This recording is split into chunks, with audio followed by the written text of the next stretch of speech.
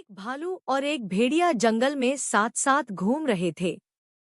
सुनो भाई भेड़िया, भालू ने कहा, वह कौन सा पक्षी गा रहा है? वह पक्षियों का राजा है, भेड़िया ने कहा।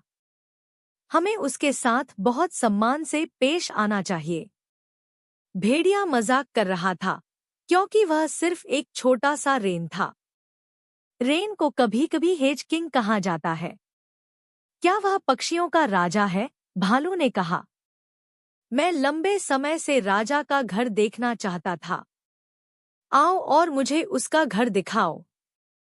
रानी के घर आने तक प्रतीक्षा करो, भेड़िया ने कहा। जल्द ही जेनी रेन अपने छोटे बच्चों के लिए खाना लेकर आई। राजा ने बहुत सुंदर साथी नहीं चुना, भालू ने कहा। चलो हम उनके पीछे चलते हैं और उनका घर देखते हैं। लेकिन भेड़िए ने उसे रोक लिया। नहीं, चलो राजा और रानी के चले जाने तक प्रतीक्षा करते हैं, उसने कहा।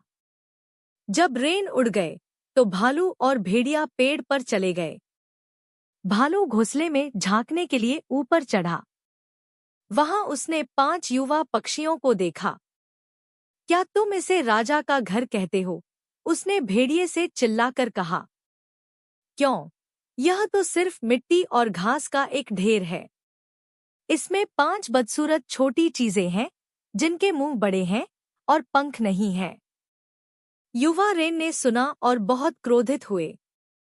हम बदसूरत छोटी चीजें नहीं हैं, उन्होंने चिल्लाया, और हमारा घर वह सब है जो दिल चाहता है।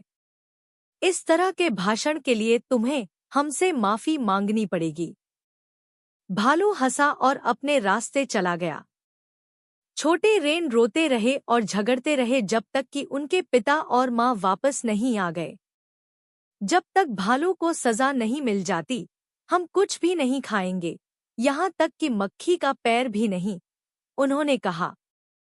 जब भेड़िए ने उसे बताया कि हम राजा के बच्चे हैं, तो वह हंस पड़ा। उसने हमारे घोंसले को ढेला कहा और कहा कि हम बदसूरत छोटी चीजें हैं, ब्लाम। इस बारे में चिंता मत करो, पिता रेन ने कहा।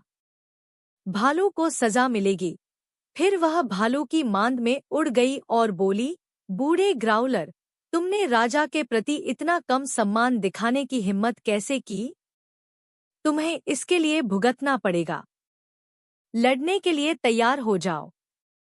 भालू ने जंगल और मैदान के सभी 4-10 पैरों वाले जीवों, भेड़िए, हिरण, लोमड़ी और कई अन्य को अपनी मदद के लिए बुलाया। रेन ने उड़ने वाली सभी चीजों को इकट्ठा किया। न केवल बड़े और छोटे पक्षी, बल्कि मधुमक्खियां और मच्छर और अन्य सभी पंख वाले जीव उसकी मदद के लिए आए। भालू की योजनाओं का पता लगाने के लिए सबसे छोटे मच्छर को भेजा गया। वह एक पत्ते के नीचे छिप गया जहां वह बिना देखे देख और सुन सकता था। लोमड़ी, तुम हम सभी में सबसे चालाक हो, उसने भालू को कहते सुना। तो तुम लड़ाई में नेतृत्व करोगे। अच्छा, लोमड़ी ने कहा। लेकिन हमारे पास कोई झंडा नहीं है। इसके बजाय हम क्या इस्तेमाल करेंगे? ऐसा लग रहा था कि कोई नहीं जानता था। ठीक है, लोमड़ी ने कहा, मेरे पास एक सुंदर लंबी, झाड़ीदार पूंछ है। जब तक सब ठीक है, मैं इसे ऊपर रखूंगी। फिर तुम सभी को आगे बढ़ना चाहिए। लेकिन अगर मैं अपनी पूंछ नीचे कर दूं, तो जितनी जल्दी हो सके भाग जाओ। मच्छर वापस उड़ गया और लोमड़ी ने जो कहा था, उसे शब्दशः बताया। हाँ, रेन ने कहा। क्या मामला ऐसा है? भाई ततैया, जब लड़ाई शुरू हो, तो लोमड़ी के पास उड़ जाओ। जब भी वह अपनी पूंछ उठाए, उसे अपनी पूरी ताकत से डंक मार दो। अगली सुबह लड़ाई शुरू हुई। इतने सारे जानवर थे कि उनके पैरों के नीचे जमीन कांप रही थी। उड़ने वाली चीजें टर्रा रही थी, भिन-भिना रही थी और चीख रही थी, और गरजने वाले बादल की तरह हवा को काला कर रही थी। अब लोमड़ी चाहती थी कि जानवर आगे बढ़े। इसलिए उसने झंडे के लिए अपनी झाड़ीदार पूंछ उठाई। ततैया ने तुरंत उसे डंक मारा जिससे वह हवा में ऊंची छलांग लगा गया। फिर भी उसने अपनी पूंछ ऊपर रखी। दूसरी बार ततैया ने उसे डंक मारा। उसे इतना दर्द हुआ कि वह अपनी दुम नीचे करने को मजबूर हो गया, लेकिन उसने फिर से दुम ऊपर उठा ली।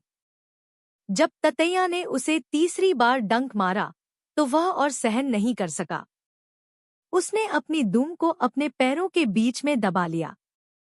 वह जितनी तेजी से भाग सकता था, भाग गया। जब जानवरों ने यह देखा तो उन्हें यकीन हो गया कि दिन बीत चुका है और छिपने का यह तरीका लड़ाई जीत गया। वे इस तरफ भागे और इस तरह पक्षी वापस अपने घोंसले में उड़ गए। हे बच्चों, खुश हो जाओ, उसने चिल्लाया। खाओ और पियो, क्योंकि हमने दिन जीत लिया है। नहीं, युवा रेन ने कहा, जब तक भालू आकर हमसे माफी नहीं मांगता, हम न खाएंगे, न पिएंगे। रेन भालू की मांद में उड़ गया। बूढ़े गुर्राने वाले, उसने चिल्लाया, अगर तुम फिर से लड़ना नहीं चाहते, तो आओ और हमारे बच्चों से माफी मांगो। भालू बहुत डर गया और पेड़ पर चढ़ गया और अपनी अभद्र भाषा के लिए क्षमा मांगने लगा। तब छोटे रेन काफी संतुष्ट हो गए। उन्होंने खाया पिया और पूरे दिन मौजमस्ती की। एक